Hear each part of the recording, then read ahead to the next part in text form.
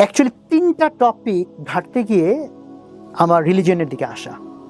So আমি ওই 3টা টপিকের কিছু কোয়েশ্চেন্সগুলো জাস্ট বলবো দর্শকদের জন্য, অ্যান্সার বলার সুযোগ নাই, আর অ্যান্সার এরকম পাবলিকলি আমি আসলে বলতে চাইও না, বিকজ এটা দর্শক বুঝে কথা বলতে হবে।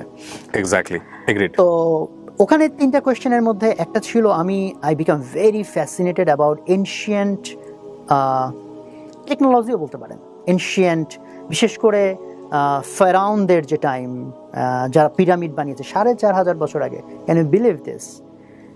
যারা অবলিস্কের মতো জিনিস বানাইছে, 1100 টন একটা সিঙ্গেল পাথরের ওজন। How did they handle this 4500 বছর আগে? আই বিকাম রিয়েলি ফ্যাসিনেটেড যে কীভাবে এগুলো হয়েছে। পিরামিড নিয়ে পড়তে গিয়ে তো আমি মনে হয় অন্য জগতে চলে গেলাম, কারণ মানুষ তো এখন মনে করে পিরামিড জাস্ট কিছু পাথর বসাইছে হয়ে গেছে। না, এইটা নিয়ে ধরেন অ্যাটলিস্ট 1 ঘন্টা কথা বললে হয়তো মানুষকে বোঝানো যাবে যে এটা কত, মানে এটা লিটারেলি এটা আনইমাজিনেবল। তার মানে ওখানে সায়েন্স নাই। অ্যান্সারটা দিব না এখনই। 4500 বছর আগে, মানে কি আল্লাহ রাসূলের জন্ম এখন থেকে কত 1500 বছর, তারও 1500 বছর আগে, তারও 1500 বছর আগে, সেই সময় যখন রিটেন হিস্ট্রি বলতেছে চাকাই আবিষ্কার হয় নাই, তখন তারা পিরামিডের ভিতরে 70 টন ওজনের একটা গ্রানাইটের পাথর প্রায় 22 তলা হাইটে উঠাইছে। 70 টন মানে একটু বুঝতে হবে, একটা ট্রাক নিতে পারে কয় টন? 5 টন। 14টা ট্রাক লাগবে একটা পাথর নেওয়ার জন্য। সেরকম পাথর 22 তলা হাইটে আপনি উঠাইছেন। উঠানোর পর ওই যে পিরামিডের যেটা ইনার চেম্বার, কিংস চেম্বার, সেই কিংস চেম্বারটা হচ্ছে প্রায় 22 তলা হাইটে। সেখানে একটা গ্রানাইটের পাথর 70 টন ওজন, ওগুলোকে যে সেট করা হয়েছে perfectly vertical and perfectly horizontal, মানে যে লেভেলের প্রিসিশনের জন্য এখন লেজার টেকনোলজি লাগে, মানে এই উঠানো এবং পারফেক্টলি এটাকে সেট করা। এবং সেটার ভিতরে এত বেশি ম্যাথমেটিক্স, পায়ের ভ্যালু, গোল্ডেন রেশিও, মানে আপনি কয়টাকে বলবেন যে এটা হ্যাঁ হয়ে গেছে। তো বলে ফিচার বলার কোনো শেষ নাই। যদি আপনি এনশিয়েন্ট, বিশেষ করে ইজিপশিয়ানদের যা স্থাপনা অ্যান্ড এভরিথিং আপনি দেখেন, আই বিকাম রিয়েলি ফ্যাসিনেটেড এই টপিকটাতে। কেন এই টপিকটাতে গেলাম? ওই যে ডকুমেন্টের কিছু পিটস অ্যান্ড বিসেস ঘাটতে গিয়ে বিভিন্ন রকম টপিক আমাকে বিভিন্ন দিকে নিয়ে গেল। এইটা একটা টপিক আমি ঘাটাঘাটি শুরু করলাম, এবং আমি বুঝতে পারলাম যে না, আমরা মেইন স্ট্রিম যেভাবে হিস্ট্রিকে বিলিভ করি যে মানুষ একসময় অ্যাবসলিউটলি কিছুই জানতো না, অ্যান্ড দেন এখন আমরা সভ্যতার চূড়ায় আছি, আমি বলি যে না, it's a very big wrong understanding. I could be wrong, but আমার আন্ডারস্ট্যান্ডিং, আমি বলি সভ্যতা একবার পিকে উঠেছে। সো ফেরাউনদের যে সময়, তখন according to my understanding and findings, তাদের কাছে ইভেন এমন সব টেকনোলজি ছিল যেটা এখনও আমরা অ্যাচিভ করি নাই। আমি ইজিপ্টে যখন ইজিপ্টে দেন্দুরা একটা টেম্পল আছে, দেন্দুরা মন্দির, আমি ইজিপ্টে ভিজিট করি, দেন আমার তো অনেক দিনের ইয়ে ছিল, এগুলো দেখবো নিজে। দেন্দুরা টেম্পলে আপনি দেখবেন যে সাবমেরিনের ছবি আছে, হেলিকপ্টারের ছবি আছে, আনবিলিভেবল। তো যাই হোক, এটা আমাকে খুব ফ্যাসিনেট করে। আমি জাস্ট ওখান থেকে দেন আমি এনশিয়েন্ট আরো যে সভ্যতাগুলো আছে, মাচু পিচু বলেন বা গোবেকি তাপ্পি বলেন, এরকম আরো অনেক কিছু আমি ঘাটতে শুরু করি। তখন আমি বুঝতে পারি যে ইতিহাসের যে বয়ানটা আমরা শুনে অভ্যস্ত, এর মধ্যে অ্যাকচুয়ালি আরো অনেকগুলা ভাবে দেখার অনেক কিছু আছে। ইটস সামথিং মিস্টেরিয়াস, এটা একটা অ্যাঙ্গেল। দেন আমার তখন তো আমি যেহেতু রিলিজিয়ন নিয়ে ঘাটাঘাটি করি না, I was not that much interested, but একটা জিনিস আমাকে ইন্ট্রিগ করলো, সেটা হচ্ছে অ্যাটলিস্ট আমি এটা জানি, যেহেতু কোরআন আমি পিটস অ্যান্ড বিসেস এখন তখন একটু ঘাটাঘাটি করছি, আমি দেখছি যে কোরআন শরীফের মধ্যে ফেরাউন দিয়ে ভরপুর। ফেরাউন মুসা এইটা এত বেশিবার আসছে, বাকি সমস্ত প্রফেটদের সমস্ত স্টোরি যোগ করলেও ফেরাউন মুসার সমান হবে না। আমার কাছে তখন একটা জিনিস খুব পিকুলিয়ার মনে হইলো যে কোরআনের দৃষ্টিতে সবচেয়ে বড় ভিলেন তো শয়তান, ঠিক আছে। যদি কোরআনের বর্ণনা ভঙ্গি থেকে যান, তাহলে সেকেন্ড বিগেস্ট ভিলেন কে? ফেরাউন। বাট আমার কাছে মনে হয় যে ফেরাউন এমন কি করছে যে এত বড় ভিলেন? এখন আপনি বলবেন ফেরাউনের দোষ কি? ফেরাউনের একটা দোষে আল্লাহকে মানে নাই, আল্লাহকে তো আরো কোটি কোটি মানুষ মানে না, সে নিজেকে খোদা দাবি করছে। আপনি দেখেন আমাকে, আগেকার রাজা বাচ্চা কে আছে নিজেকে খোদা দাবি করে নাই? নমরুদ নিজের খোদা দাবি করে নাই, বাদ বাকি কিংস অলমোস্ট এভরিওয়ান, সবাই তাদের পায়ে পূজা দিতে হইতো, সেজদা করতো, কেন? সবাই নিজেকে খোদা দাবি করছে। নাম্বার 3, সে অনেক ক্রুয়েলটি করছে, অনেক বাচ্চাকে মেরে ফেলছে। ক্রুয়েলটির দিক থেকে তো ফেরাউন টপ মোস্টে নাই, তার চেয়ে আরো ক্রুয়েল আগেও ছিল, আরো পরেও ছিল, এখনো আছে। হোয়াট স্পেশাল অ্যাবাউট ফেরাউন? দেন আমি ভাবলাম, যদি ফেরাউনকে স্টোরি হিসেবে আমাদের কাছে লার্নিং এর জন্য আল্লাহ তাআলা দিয়ে থাকেন, তাহলে তো নমরুদের স্টোরি বরং আরো ভিভিডলি পিকচার করলে ভালো হতো। বিকজ নমরুদের এনকাউন্টার হয়েছে ইব্রাহিম আলাইহিস সালামের সাথে, যিনি আমাদের জাতির পিতা বা এই যে ইব্রাহিমিক রিলিজিয়নের, ওনার থেকে শুরু। তাহলে ওনার সাথে এনকাউন্টার যেহেতু নমরুদ হয়েছে, আর নমরুদেরও সেম প্রবলেম। নমরুদ ইভেন ইব্রাহিম আলাইহিস সালামকে আগুনে পোড়ানোর জন্য বিশাল কর্মকাণ্ড করছে, তাহলে নমরুদের স্টোরি তো সেই তুলনায় অলমোস্ট মেনশনই হয় নাই। হয় নমরুদের স্টোরি যদি এই পরিমাণ হইতো তাহলে ঠিক আছে, আন্ডারস্ট্যান্ডেবল, যেহেতু ফার্স্ট, অথবা যদি হয়তো লেটেস্টটা সবচেয়ে বেশি হইতো, যেমন ধরেন ঈসা আলাইহিস সালাম আল্লাহ রাসূলের আগে লেটেস্ট, ওইটাও এত বড় না, মাঝখান থেকে মুসা, এইটা কেন এত বড়? আর ওদিক থেকে আমার আবার ওই লাইনের স্টাডি চলতেছে যে what level of technology they use, technology শব্দটা হয়তো মানে প্রপার হবে কিনা I am not sure, but মানে how did they do it? So is there any connection between it, this two things? ফেরাউন আল্লাহ এত বেশিবার এখানে মেনশন করলেন, এটা কি জাস্ট এমনি নাকি এখানে আমাদের আরো কিছু বোঝার আছে? এটা আমাকে অনেক মানে ইন্ট্রিক করলো, দেন আমি এটার ভিতরে ঢুকতে চাইলাম। সো এটা একটা জার্নি, সেই জার্নির মধ্যে কী কী পাইলাম সেটা তো বলতে গেলে আমার অনেকগুলো এপিসোড বলতে হবে, জাস্ট আমি ইন্ট্রিক করার জন্য। সেকেন্ড যে টপিকটা আমাকে খুব ইন্ট্রিক করলো সেটা হচ্ছে গ্লোবাল পলিটিক্সের কিছু ইস্যু, বিশেষ করে হচ্ছে সেকেন্ড ওয়ার্ল্ড ওয়ারের পর ইংরেজরা, মানে আমি এই জিনিসটা যাদেরকে বলি তাদেরকে প্রথমে আমি এই প্রশ্নটা বলি যে দেখেন, একটা গ্রামে যদি একটা মাতবর অনেকদিন ধরে মাতবরি করে, দেন একটা নতুন মাতবর যদি গজায়, তা তাদের মধ্যে কি হবে? মানে সম্পর্কটা কেমন হবে? বন্ধু হবে? শত্রুতাপূর্ণ হবে, ভয়ঙ্কর রকম শত্রু হবে, একজন একজনকে পারলে মেরে ফেলবে। সো সারা পৃথিবীতে মাতবরি করছে ইংল্যান্ড, ব্রিটিশরা, সারা পৃথিবী বলতে গেলে। দেন ইউএসএ নতুন মাতবর হিসেবে গজাইছে। এই দুটো দেশ বন্ধু কিভাবে? Why they are friends? And এমন তো হয় নাই যে এদের মধ্যে যুদ্ধ হয়ে ইংল্যান্ড হেরে গেছে, আমেরিকা জিতে গেছে, অ্যান্ড দেন আমেরিকা নতুন মাতবর। না, বরং সেকেন্ড ওয়ার্ল্ড ওয়ারে তারা ছিল এলাই। সেকেন্ড ওয়ার্ল্ড ওয়ারের পর যখন এই উপমহাদেশের কথা চিন্তা করি, উপমহাদেশের মধ্যে ব্রিটিশরা 200 বছর শাসন করছে। আমরা তাদের বিরুদ্ধে বিগেস্ট হয়তো তৈরি করতে পারছি সিপাহী বিপ্লব, সেটা তো 1857। তারপরে প্রায় আরো 100 বছর তারা দাপটের সাথে সবকিছু দখল নিয়ে সুন্দরভাবে চলছে। যখন সেকেন্ড ওয়ার্ল্ড ওয়ার শুরু হইলো, শুরুতে যখন জাপান জার্মান হেভি মানে করলো, যুদ্ধে প্রোগ্রেস করলো, তখন এই উপমহাদেশের মানুষ 200 বছরের মধ্যে প্রথমবার স্বপ্ন দেখলো এইবার হয়তো ব্রিটিশরা হারবে। বাট সেই যুদ্ধে ব্রিটিশ হারে নাই, ব্রিটিশরা জিতছে। এখন চিন্তা করেন, ব্রিটিশরা যখন জিতলো তখন এই উপমহাদেশের মানুষ নেক্সট 300 বছরে চিন্তা করার সাহস পাওয়ার কথা যে ব্রিটিশদের সরাবে। আর ব্রিটিশরা এই প্রত্যেকটা কলোনি থেকে বিলিয়ন না ট্রিলিয়ন্স অফ ডলার কামাইছে, নীল চাষ বলেন, এটা বলেন, সেটা বলেন, এবং সবকিছু তাদের সেট করে ফেলছে। যুদ্ধে প্রত্যেকটা দলের ক্ষয়ক্ষতি হয়েছে। ওই সময় তো ইংল্যান্ডের আরো বেশি জেকে ধরার কথা কলোনিগুলোকে, সো দ্যাট এখান থেকে যুদ্ধের যা ক্ষয়ক্ষতি পোষাইতে পারে। হোয়ার এজ সেকেন্ড ওয়ার্ল্ডের পরে সে জাস্ট ছেড়ে দিল। এমন তো না আমরা তারাইছি, আমরা যুদ্ধ করে তারাইছি, এটা তো না। সেকেন্ড ওয়ার্ল্ড ওয়ারে তারা জিতছে, যখন আমাদের এইটা চিন্তা করাই মুশকিল যে আমরা তাদেরকে হারাইতে পারবো, সেখানে তারা দে জাস্ট লেফট। এবং আমি যখন এই কোয়েশ্চেন অনেককে করছি, হ্যাঁ ভাই আসলে তো গেল কেন? আমি তাহলে মেইন স্ট্রিম হিস্ট্রিতে এটার অ্যান্সার নাই কেন? This is such an obvious question. And then নতুন মাতবর গজাইলে আমেরিকা, তাদের মধ্যে কিন্তু মারামারি হইলো না, সে জাস্ট রাজত্ব ছেড়ে দিল, অ্যান্ড তারা দে বিকাম ফ্রেন্ড, যেটা হওয়ার কথা না, নতুন মাতবর পুরনো মাতবর। তারপরেও যদি এই মাতবরিতে ইংল্যান্ড বড় ভাই হইতো, আমেরিকা ছোট ভাই হইতো, মানা যেত। বাট আমেরিকা বড় ভাই, ইংল্যান্ড ছোট ভাই, তার লেজ ধরে ঘুরে। ইংল্যান্ডের মতো একটা উন্নাসিক জাতি, তারা আরেকটা জাতির লেজ ধরে পিছিয়ে পিছিয়ে ঘুরবে? How come? এটা কিভাবে সম্ভব? তো এটা আমাকে খুব ইন্ট্রিক করলো। দেন আমি এটার ডেপথে যাওয়ার চেষ্টা করলাম, কেন, কিভাবে, first world war, second world war, কী কী ঘটনা ঘটলো, বলশেভিক রেভলিউশন, এইদিকে ইত্যাদি ইত্যাদি সব কিছু মিলে ওটা আরেক জগতে আমাকে টেনে নিয়ে চলে গেল। এটা সেকেন্ড টপিক।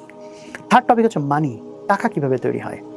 তো এটা আমাকে খুব ইন্ট্রিক করছে অন্য আরেকটা কারণে। এটা আই বিকাম ভেরি ইন্টারেস্টেড যে হাউ মানি ইজ ক্রিয়েটেড। এবং মানি রিলেটেড আলোচনাটা একটু জটিল, তো এই জন্য জটিলতাতে না যে সিম্পল একটা কোয়েশ্চেন, এটা হচ্ছে ধরেন হচ্ছে আমাদের এই যে ইনফ্লেশন হয়, মুদ্রাস্ফীতি, সো এটা তো প্রত্যেকটা কান্ট্রিতেই হচ্ছে এভরি ইয়ার কিছু 6% 7%। মুদ্রাস্ফীতি হওয়ার ফলে কি হয় যে আমার যদি গত বছর 1 লাখ টাকা থেকে থাকে, সেই টাকার দাম হয়ে গেছে এখন ধরেন 94,000 টাকা। মানে কি আমি 6,000 টাকা হারাই ফেলছি। কে হারাইছে? তো জনগণদের কেউ কেউ হারাইছে, কেউ কেউ হারায় নাই, তা তো না। মুদ্রাস্ফীতি কি সবার উপর অ্যাপ্লিকেবল। আর যতজনের সম্পত্তি ছিল সবার সম্পত্তি 6% ডিভ্যালুয়েটেড হয়ে গেছে, মানে 6% জিনিস সে হারাই ফেলছে। প্রশ্ন হচ্ছে গেইন করলো কে? কারণ আপনি যদি বলেন ভাই কেউ গেইন করে নাই, এটা তো হইতে পারে না, বিকজ আপনি বিক্রি করছেন বাট কেউ কিনে নাই। Is it possible? আপনি বিক্রি করছেন বাট কেউ কিনে নাই। বিক্রি যদি করে থাকেন আপনি, ডেফিনেটলি কেউ কাউকে কিনতে হয়েছে। যেহেতু সম্পদ ইভ্যাপোরেটেড হয়ে আসমানে চলে যাবে না, কাজে কেউ যদি সম্পদ লুজ করে, someone has to gain. K gain করলো? কেমনে গেইন করলো? কাহিনীটা কি?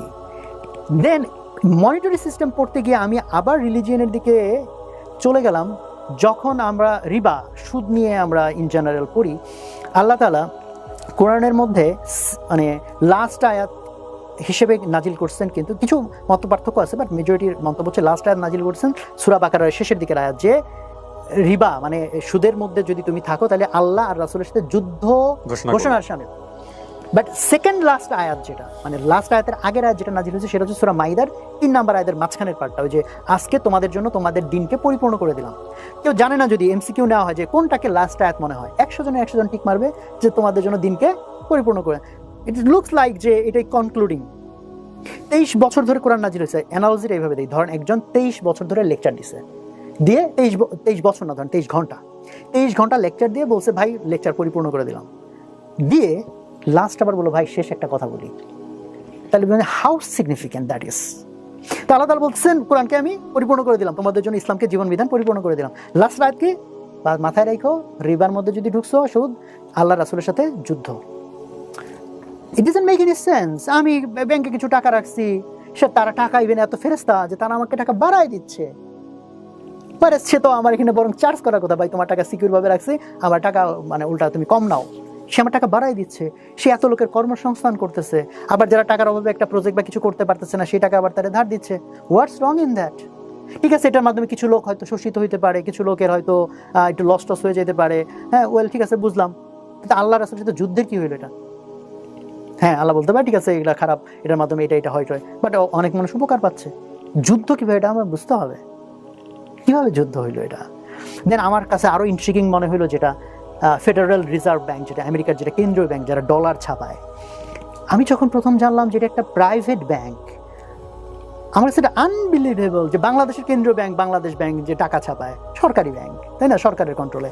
আমেরিকার কেন্দ্রীয় ব্যাংক যেটা বলতে পারেন যে পৃথিবীর কেন্দ্রীয় ব্যাংক, সেই ফেডারেল রিজার্ভ ব্যাংক, সেটা একটা প্রাইভেটলি ওন্ড ব্যাংক। হ্যাঁ ওইখানে একটু কমপ্লেক্স বিষয় আছে, সরকার আর প্রাইভেট এন্টিটির ভিতরে একটা কিছু একটা একটু কমপ্লেক্স এটা মেকানিজম আছে, বাট স্টিল বটম লাইন হচ্ছে এটা মানে সরকারি ব্যাংক বলতে যাবো যে এটা না।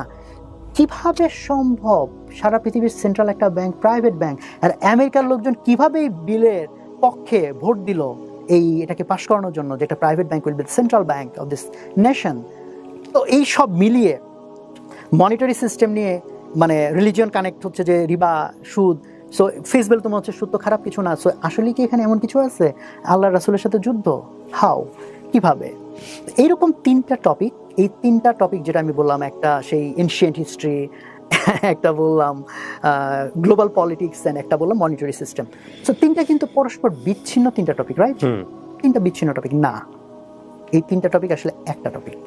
যখন আমি এটার ভিতরে ঢুকতে শুরু করি আমি গিয়ে দেন বুঝতে পারি 3টা জিনিস আসলে একটা সিঙ্গেল জিনিসের সাথে যুক্ত। কি সেটা বলা যাবে না। আমি এইখানে কারণ এই জার্নিটার মধ্যে দিয়ে তো আমার 2012 সালে তো এই টার্মোয়েলটা শুরু।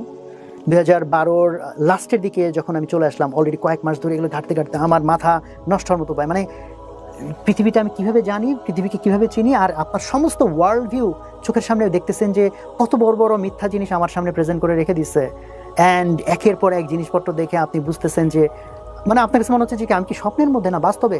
এই ঘোরের মধ্যে যখন আসি, অ্যান্ড দেন পুরা জিনিসটা একটা সেন্ট্রাল জিনিসের দিকে আমাকে নিয়ে যাচ্ছে, যেখান থেকে ওই সেন্ট্রাল জিনিসটা আমি বলবো না, বাট যেখান থেকে আমার মধ্যে ধারণা তৈরি হচ্ছে রিলিজিয়ন ব্যাপারটাকে আমি যেভাবে চিন্তা করছি এটাকে সিরিয়াসলি এখন চিন্তা করতে হবে। ওকে, তারপর কি হলো?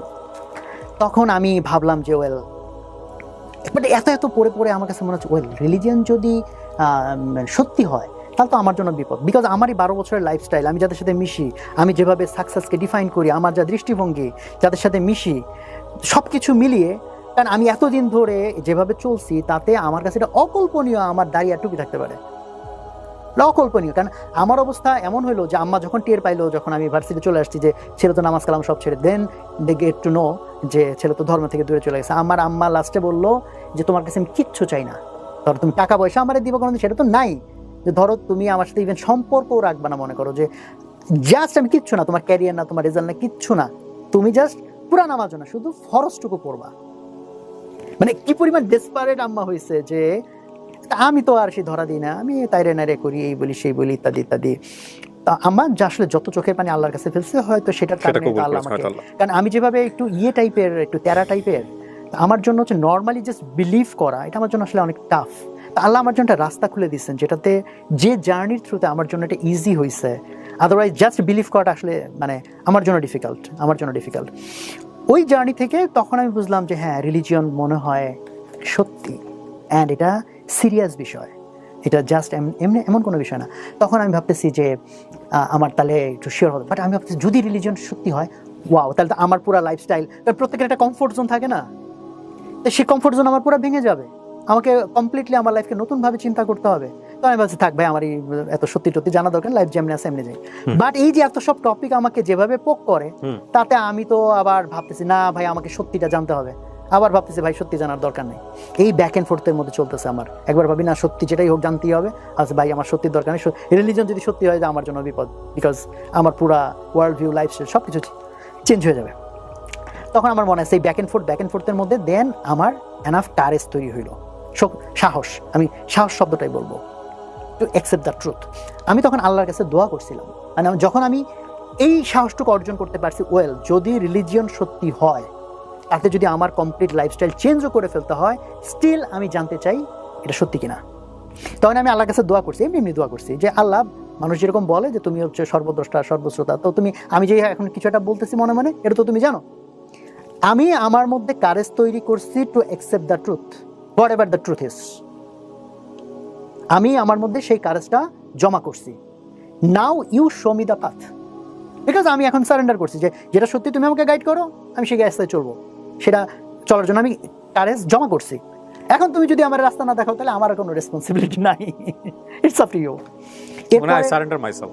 হ্যাঁ, এরপরে আসলে মিরাকল হ্যাপেন্ড। এরপরে আসলে এমনভাবে, ওই যে 3টা টপিক বলতেছিলাম, ওই 3টা টপিক নিয়ে তো তখন আমি একটা জায়গায় আসলে তখন পৌঁছাই নাই, মানে এই দোয়ার পরে আসলে আল্লাহ তাআলা আমাকে এক জায়গায় পৌঁছাই দিছে। এমনভাবে লাইফে এমন সব ঘটনা ঘটতে শুরু করলো, এমনভাবে বিভিন্ন অ্যাঙ্গেল থেকে আমার কাছে নলেজ আসতে শুরু করলো, এটা এক্সপ্লেনেবল না, এটা আই ক্যানট এক্সপ্লেইন ইট। হ্যাঁ, কেউ বলবে হয়তো যে ভাই আপনি কোনো একটা কিছু জানতে চাইলে ফোকাস করলে তখন রিলেটেড জিনিস আপনি খুঁজে টুজে পাবেন। আমি ওই থিওরি জানি, ওগুলার আমার এক্সপেরিমেন্টও আছে, বাট জানি আমি সে সাথে এটাও বলতেছি যে না, this is not like that, it's a complete. আমার লাইফে এটা একবারই হয়েছে, পরের বার আরেকবার ওইটার ছোট্ট একটা ভার্সন ঘটছে, বাট আল্লাহ যখন গাইডেন্স দেয় সেটা জিনিসটা কেমন হইতে পারে, ইট ওয়াজ কমপ্লিটলি ডিফারেন্ট একটা বিষয়। যারা বিলিভার না, তারা এইসব বিষয়কে, আপনার এই বলাটাকে, আপনার এই এক্সপ্রেশনকে অনেক রসাত্মক জায়গা থেকে দেখবে, এটা আপনি জানেন। হ্যাঁ, আমি কখনো publicly, this is for the first time আমি এইটুকু বললাম, এটা আমি, এবং এই জন্য আমি এটা পাবলিক, এই কোয়েশ্চেনটা মোস্ট কমন কোয়েশ্চেন আমার কাছে, যে ভাই আপনি কেমন রিলিজিয়াস হইলেন, আমি এড়ায় যাই, বাট এই ফর দ্য ফার্স্ট টাইম আমি কিছুটুকু জাস্ট কোয়েশ্চেন্সগুলো বলছি, দেন ওই কোয়েশ্চেনের অ্যান্সারগুলো। এবং আপনার এই ভিডিওটা নিয়ে আমি যতদূর জানি, যে আমি যখন প্রচার করব এই ভিডিওটা নিয়ে, হয়তো ওই ভিডিওর পার্টিকুলার কোনো অংশ কেটে নিয়ে অনেকেই হয়তো অ্যান্সার দেওয়ার তৈরি করবেন। এই 3টা বিষয়, যে 3টা বিষয় আপনি বলেছেন, এগুলো নিয়ে অ্যান্সার দেওয়ার জন্য চেষ্টা করবেন, যারা আসলে আলটিমেটলি বিলিভার না, কিংবা বিলিভার হলেও যে সায়েন্সের জায়গা থেকে এগুলোর ব্যাখ্যাটা কি, খুব চমৎকারভাবে ব্যাখ্যা দেওয়ার চেষ্টা করবেন। এগুলো আপনি জানেন, আমি জানি, মানে আমি জানি এই জিনিসগুলো হবে, কারণ ইউ আর ভেরি নোন। এবং আমি জানি না এই ভিডিওতে সম্ভব হবে কিনা, বা পরবর্তীতে আপনি এগুলোর অ্যান্সার নিয়ে কোথাও আসবেন কিনা, বাট আমি আজকে নিয়ত করতেছি, সেটা হলো যে এই 3টা কোশ্চেনের অ্যান্সার আপনি কি জানেন সেটা আমি আপনার কাছ থেকে জানবো। এবং আপনি যদি আমাকে জানাতে চান, ডেফিনেটলি আমি আপনার সাথে ব্যক্তিগতভাবে বসবো এবং আমি জানবো, ইনশাল্লাহ।